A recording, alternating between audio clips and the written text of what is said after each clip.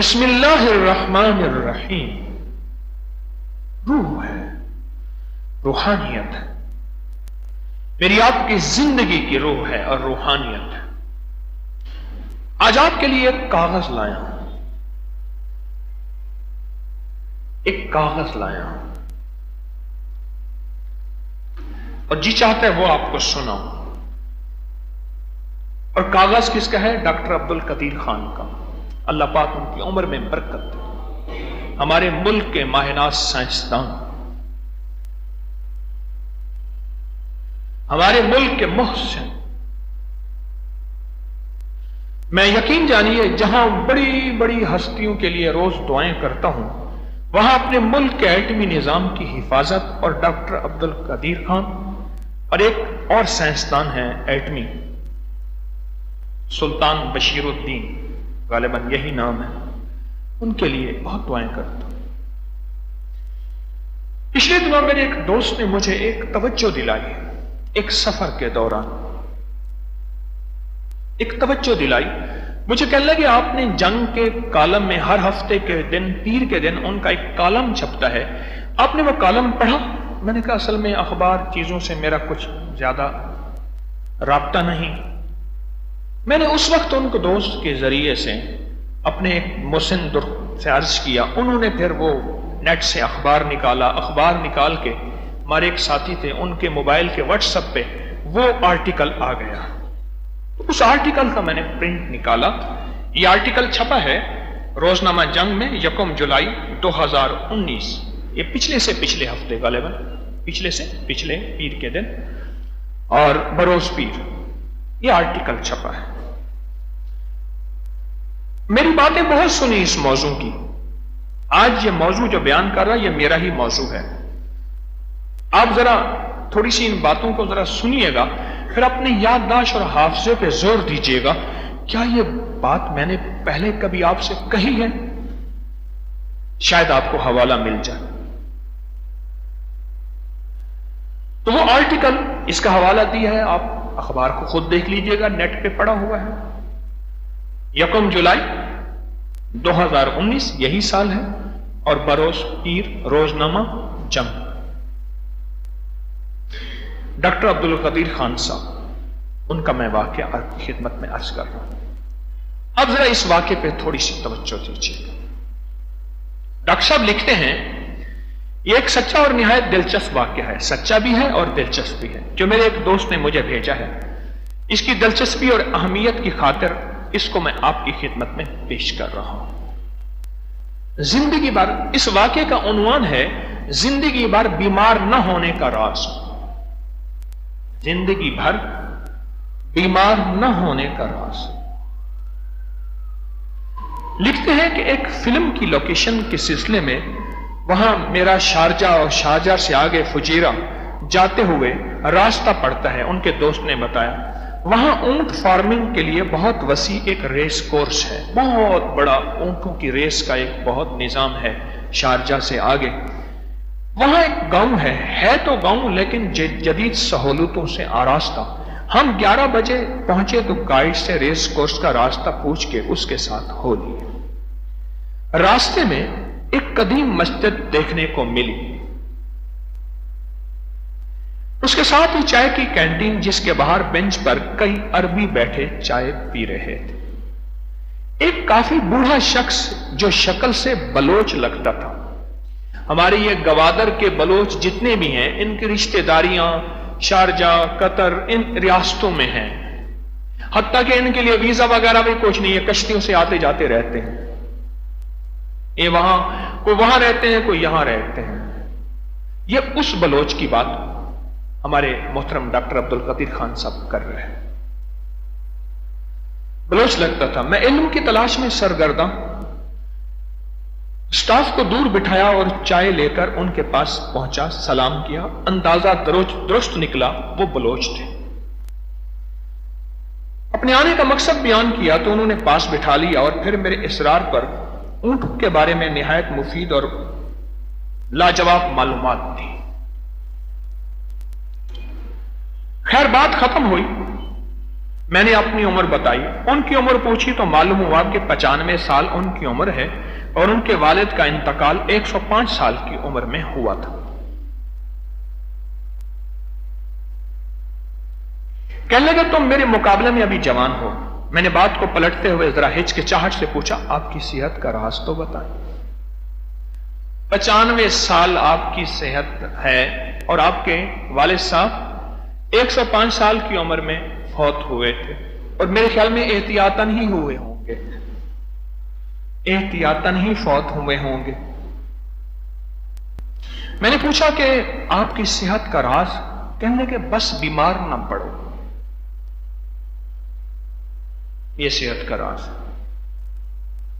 بس بیمار نہ پڑو۔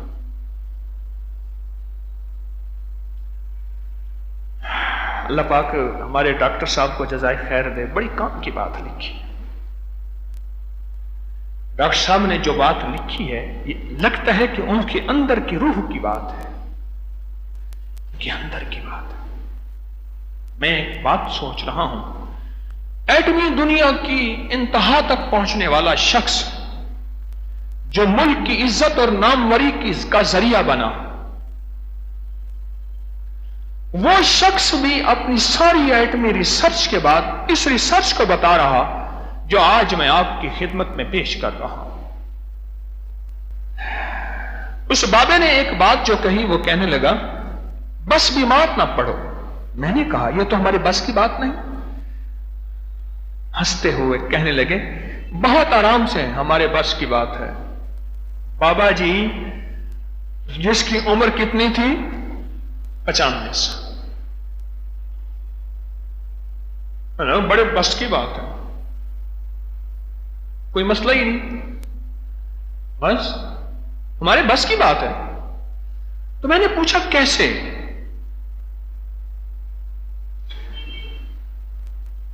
میں نے پوچھا کیسے؟ آپ بتائیں، میں ضرور عمل کروں گا، مجھے کوئی عمل بتائیں، کوئی راستہ بتائیں۔ کہنے لگے میرے قریب آؤ۔ آہستہ سے کہنے لگے منہ میں، آہستہ سے کہنے لگے منہ میں کوئی بھی چیز بسم اللہ کے بغیر نہ ڈالنا، پانی کا قطرہ ہو یا چنے کا دانہ ہو، بس بس۔ آپ کو یاد ہے میں نے ایک دفعہ ایک درس میں بات کہی تھی، ہر لقمے کے ساتھ بسم اللہ الرحمن الرحیم پڑھیں۔ آپ یہ نیٹ پہ میرا درس ڈھونڈیے گا، مجھے یاد نہیں کون سے نمبر کا ہے، کہاں پڑا ہے، پر مجھے میں نے یاد ہے کہ یہ بات میں نے آپ سے عرض کی تھی۔ روحانی اجتماع میں؟ اچھا، بس حوالہ مل گیا۔ لہذا اگر روحانی اجتماع میں ہے تو پھر اس کا ڈھونڈنا بھی نیٹ پہ آسان ہوگا۔ اب یہ بات پھر دوہرا رہا ہوں، ذرا غور سے سنیے گا، اب پھر ذرا غور سے سنیے گا۔ جواب کہنے لگا کان ادھر لا۔ بلوچ بابے نے کہا، ایسا سے کہنے لگے منہ میں کوئی بھی چیز بسم اللہ کے بغیر نہیں ڈالنی، پانی کا قطرہ ہو یا چنے کا دانہ، کوئی غذا ہو۔ میں خاموش ہو گیا۔ پھر مجھے کہنے لگے آگے ذرا وضاحت سنیے جو ڈاکٹر عبدالقدیر خان صاحب نے لکھی ہے۔ اللہ نے کوئی چیز بے مقصد اور بلا وجہ نہیں بنائی، ہر چیز میں حکمت ہے، اس میں فائدے اور نقصان دونوں پوشیدہ ہیں۔ جب ہم کوئی چیز بسم اللہ پڑھ کر منہ میں ڈالتے ہیں، اللہ اس میں سے نقصان نکال دیتا ہے، اللہ اس میں سے نقصان، ہر چیز میں وہ کہتے ہیں نفع بھی ہے اور نقصان بھی ہے، ہر چیز میں۔ جب ہم بسم اللہ الرحمن الرحیم پڑھ کے کوئی چیز منہ میں ڈالتے ہیں، اللہ اس سے نقصان نکال دیتا ہے۔ ہمیشہ بسم اللہ پڑھ کر کھاؤ پیو، دل میں بار بار خالق کا شکر ادا کرتے رہو، ختم کر لو تو شکر ادا کرو، کبھی بیمار نہیں پڑو گے۔ میری آنکھیں تر ہو چکی تھیں، میری آنکھیں تر ہو چکی تھیں، ڈاکٹر صاحب لکھتے ہیں میری آنکھیں تر ہو چکی تھیں۔ یہ کتنا بڑا عالم ہے، یہ کتنا بڑا مولوی ہے، یہ کتنا بڑا پیر و مرشد ہے، یہ بابا بلوچ۔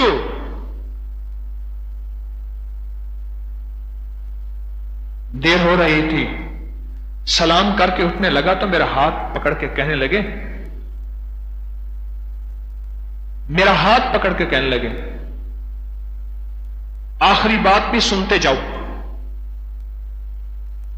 اور پھر احتیاط کی بعض باتیں بتائیں،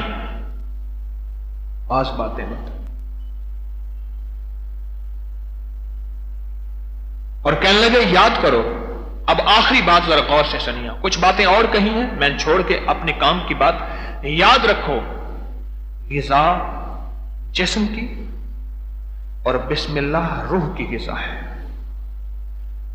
غذا جسم کی اور بسم اللہ یعنی جسم کی غذا، میں نے ایک دفعہ عرض کیا تھا جسم مٹی سے بنا ہے اور جسم کی غذا بھی مٹی سے پیدا ہونے والی چیزیں ہیں، جسم مٹی سے بنا ہے اور جسم کی غذا بھی مٹی سے پیدا ہونے والی چیزیں ہیں، اس لیے جسم مٹی میں ہی جائے گا اور پھر مٹی ہو جائے گا۔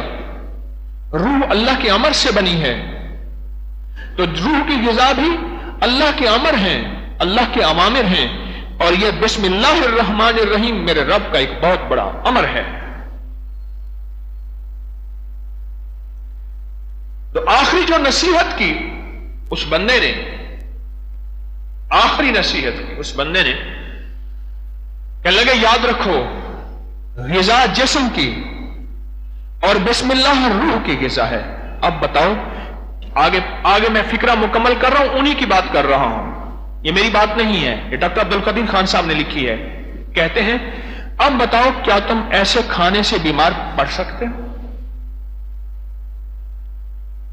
یہ آدھی بات ہے، آدھی ایک اور بھی ہے، موتی اسی آرٹیکل میں مضمون میں بتاتا ہوں۔ اور تو میرا خیال ایسا ہے کہ یہ جو باقی اگلا پیغام ہے میں چاہتا ہوں اس کو بھی کھول کے بیان کروں اور تفصیل سے بیان کروں۔